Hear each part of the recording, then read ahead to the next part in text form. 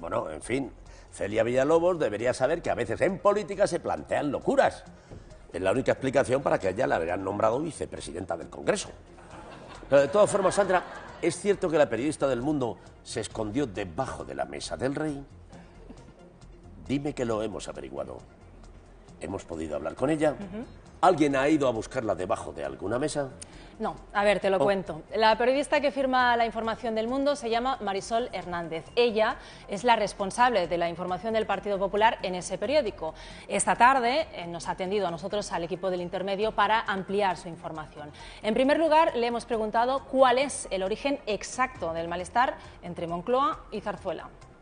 Yo fui en un momento dado consciente de que existía un gran malestar en el PP con las decisiones que había tomado el rey. No como podría pensarse con el hecho de que propusiera candidato a Pedro Sánchez, sino mucho antes con la decisión de proponer a Rajoy como candidato, que es algo que dábamos todos por hecho, que nadie, yo creo que en este momento, en esa semana, dudábamos de que ocurriría, pero que ciertamente el PP no quería, Rajoy no buscaba. Yo, en mi opinión, para que de esta manera, con este vacío, contribuir a un acuerdo PP-PSOE.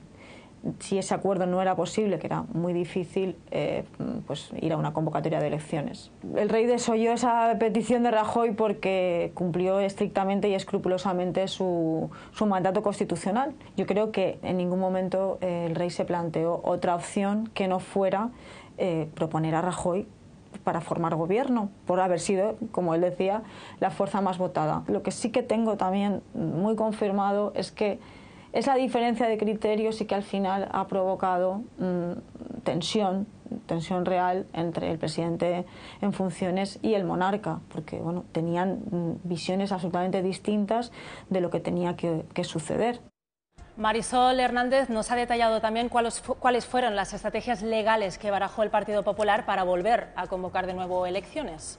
Una información que he trabajado varios días, que he trabado finalmente con muchísimas fuentes muy distintas y de distintos ámbitos, tanto del PP como de Moncloa, como de otros ámbitos. Supe que Moncloa encargó informes, había que buscar una salida jurídica a eso que Rajoy ya había planteado desde el principio, que no hubiese ningún candidato. Esos informes se realizaron en Moncloa y a la vez tuve la información de que se había consultado con el Consejo de Estado la posibilidad de que hicieran un informe en el mismo sentido.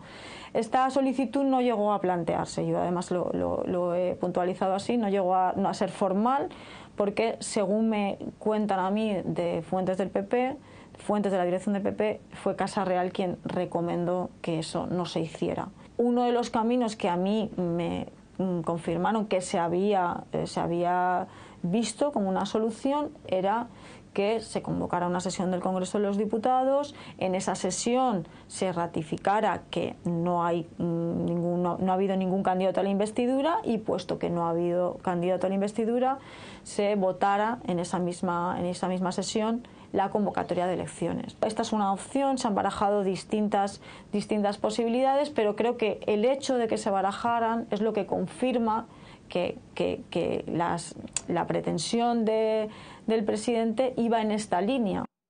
Y finalmente, como no podía ser de otra manera, también le hemos preguntado a la periodista del Mundo, a Marisol Hernández, cómo le han sentado esas declaraciones de Celia Villalobos que escuchábamos hace unos minutos. Conocemos a Celia Villalobos y a su particular ironía, ¿no?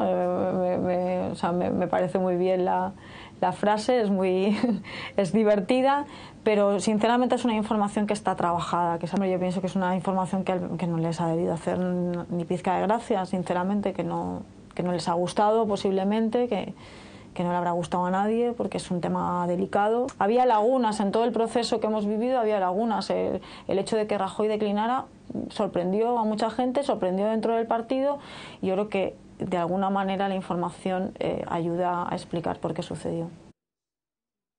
Muchas gracias, Marisol Hernández. No me gustaría presumir, pero yo también he hecho mis pinitos en el periodismo de investigación. Sí, y no solo aquí en España, sino por todo el mundo. En su día incluso viajé e intenté descubrir qué había detrás del asesinato de Kennedy. Y me jugué el pellejo. Alquilé la película JFK y la devolví sin rebobinar.